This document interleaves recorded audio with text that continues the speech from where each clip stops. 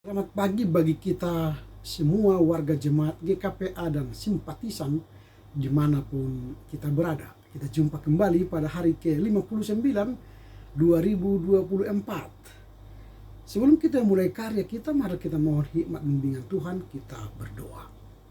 Damai sejahtera Allah yang melampaui segala akal, itulah kiranya yang memelihara hati dan pikiranmu dalam Kristus Yesus Tuhan kita. Amin. Firman Tuhan yang akan kita renungkan pada hari ini tertulis dalam kitab Yakobus pasal yang kelima ayat yang pertama. Demikian tertulis, saya baca dari Alkitab terjemahan baru 2. Jadi sekarang kamu orang-orang kaya, menangislah dan merataplah atas kemalangan yang akan menimpa kamu. Come now, you rich, weep and cry over the mystery that are coming on you. Amen. Yang berbahagialah mereka yang mendengar serta memelihara kebenaran firman Tuhan. Tema yang akan kita renungkan pada hari ini, sikap dan perilaku orang kaya. Sikap dan perilaku orang kaya. Nas hari ini berbicara tentang sikap dan perilaku hidup orang kaya pada waktu penulis kitab Yakobus ini. Ada hal yang sangat mencolok dari kehidupan orang kaya kala itu. Mereka memperoleh kekayaan dengan melalui eksploitasi dan penindasan yang mereka lakukan terhadap orang lain. Jadi ada orang kaya yang mendapatkan kekayaannya dengan mengeksploitasi orang lain, sehingga dia menikmati kekayaannya dengan cara yang salah. Pada waktu Yakobus menulis surat ini, dia menemukan ketidakadilan sosial dan ekonomi. Dia melihat bahwa masyarakat mengalami ketidakadilan sosial dan ketidakadilan ekonomi secara mencolok.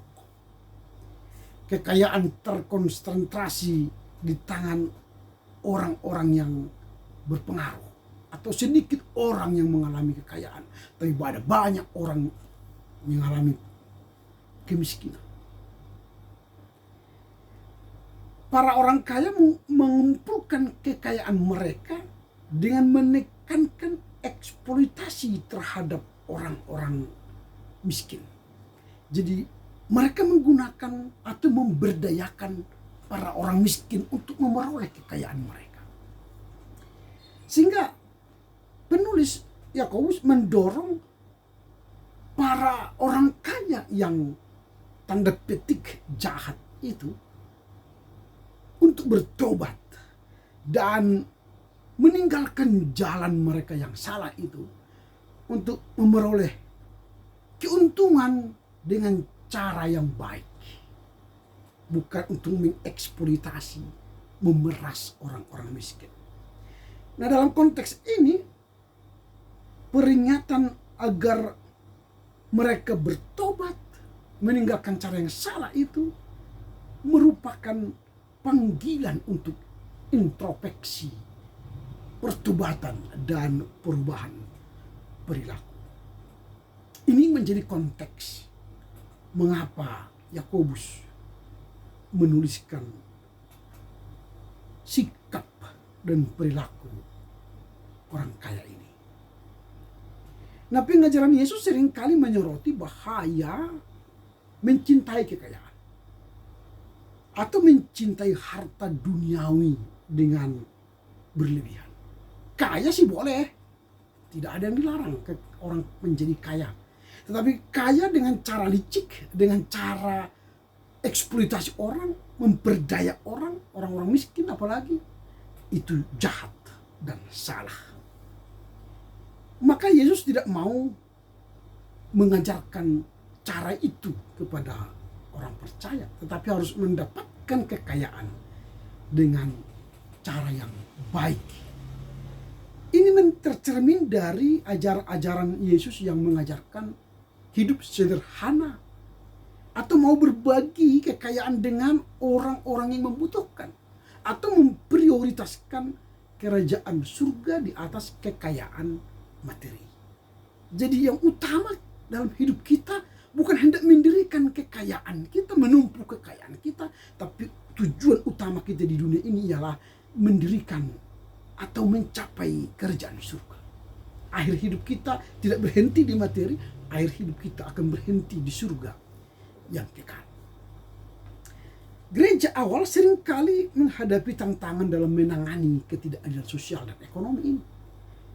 Tetapi salah satu fokus mereka adalah untuk membantu orang miskin. Itu gereja awal. Mereka menjual hartanya untuk membantu orang miskin dan memberdayakan komunitas-komunitas iman untuk saling menolong. Ini yang kita lihat dalam konteks ini. Pertanyaan kita sekarang adalah apa yang hendak kita renungkan dari nas hari ini. Dari nas hari ini ada beberapa pesan penting untuk kita renungkan dan refleksikan. Yang pertama, refleksi atas tanggung jawab. Jadi nas hari ini mengingatkan kita untuk kita memiliki tanggung jawab sosial dan moral sebagai individu yang memiliki kekayaan atau keuntungan dalam hidup. Jika kita punya kekayaan atau punya keuntungan dalam hidup, maka kita punya tanggung jawab untuk apa? Memerhatikan orang-orang lain, menolong orang lain, memberi, berbagi kepada orang-orang lain. Jadi harta yang ada pada kita, kita share, kita bagi kepada orang-orang miskin, supaya orang-orang miskin mendapatkan kebahagiaan. Itu yang pertama. Yang kedua, pengingat akan kehancuran dunia. Artinya begini, ayat ini mengingatkan kita akan sifat fana kekayaan itu, atau kekayaan harta duniawi yang kita miliki ini memiliki kefanaan. Tapi harta sabda firman Tuhan itu adalah kekayaan yang kekal, yang tidak bisa diambil dan dicuri oleh siapapun. Tapi kekayaan dunia ini bisa dicuri, diambil oleh siapapun. Maka ada bahaya atau kehancuran dalam kekayaan dunia. Meskipun seseorang memiliki kekayaan atau harta, keuntungan yang besar saat ini, kemalangan akan mendatanginya, kehancuran dapat menghancurkan dirinya kapan saja. Karenanya penting untuk tidak bergantung pada kekayaan materi, tapi gantungkanlah atau isilah hidupmu, raihlah hidupmu dengan kekayaan surgawi. Itu yang kedua. Yang ketiga, panggilan untuk bertobat dan berubah. Nah, ini mengingatkan kita untuk bertobat dan berubah. Kalau dikatakan tadi sini menangislah dan merataplah, ini mengisyaratkan perlunya bertobat atas cara kita menggunakan kekayaan, cara kita mendapatkan kekayaan. Karena kekayaan materi itu sementara, tapi carilah kekayaan surgawi yang akan kekal selama-lamanya. Jadi cara kita memperoleh kekayaan itu harus baik dan benar. Jadi panggilan untuk bertobat dan berubah ini, marilah ubah cara mendapatkan kekayaan kita dengan cara yang baik. Yang keempat, penting untuk perspektif abadi. Artinya ayat ini memanggil kita untuk memiliki perspektif yang lebih luas dan abadi dalam hidup kita. Daripada terlalu fokus untuk mencari kekayaan dunia, harta, kemewahan, tapi fokuslah untuk mengutamakan hal-hal surgawi yang abadi. Hubungan kita dengan Tuhan, dengan cara membangun relasi yang baik dengan Tuhan, membaca firman, merenungkan dan melakukannya. Yang kelima, keadilan dan solidaritas. Ayat ini menyoroti bagi kita untuk penting melaksanakan keadilan sosial. Artinya kita punya rasa keadilan bagi sosial, membagi-bagi harta kita untuk orang-orang yang membutuhkan. Ada juga solidaritas antar manusia. Artinya kita menolong orang-orang miskin. Menangis dan merataplah atas kemalangan yang akan menimpa orang kaya, dan menjadi ekspresi empati atas kesedihan yang diakibatkan oleh kekayaan yang diraih dengan cara yang salah. Tapi menangis, meratap, supaya apa? Kita punya rasa empati, menolong orang lain. Inilah yang perlu kita renungkan dari nas hari ini. Apa yang penting yang perlu kita renungkan dari nas hari ini? Yang pertama, refleksi atas tanggung jawab. Artinya kita memiliki tanggung jawab. Kalau kita melihat kekayaan, punya tanggung jawab untuk menolong orang lain. Yang kedua, mengingatkan kita akan kehancuran dunia karena kekayaan ini sifatnya sementara. Kita bisa bahaya dan dihancurkan kapan saja oleh karena harta yang ada pada kita. Tetapi yang ketiga, kita dipanggil untuk bertobat dan berubah. Artinya apa? Dengan menangis dan meratap. Diisyaratkan supaya kita janganlah mengumpulkan harta dunia ini, tapi kumpulkanlah harta surgawi. Dan yang keempat, penting perspektif abadi. Artinya kita bukan hanya mengumpulkan harta dunia, tapi harta yang abadi, yang kekal, yaitu surga kekekalan. Yang terakhir, yang kelima, keadilan dan solidaritas. Kekayaan yang kita kumpul harus kita pertanggungjawabkan untuk menolong orang-orang masyarakat antar sesama manusia. Karena itu, dengan renungan hari ini akan memberikan kita panggilan untuk hidup dengan bijaksana, adil, dan berorientasi pada nilai-nilai yang abadi.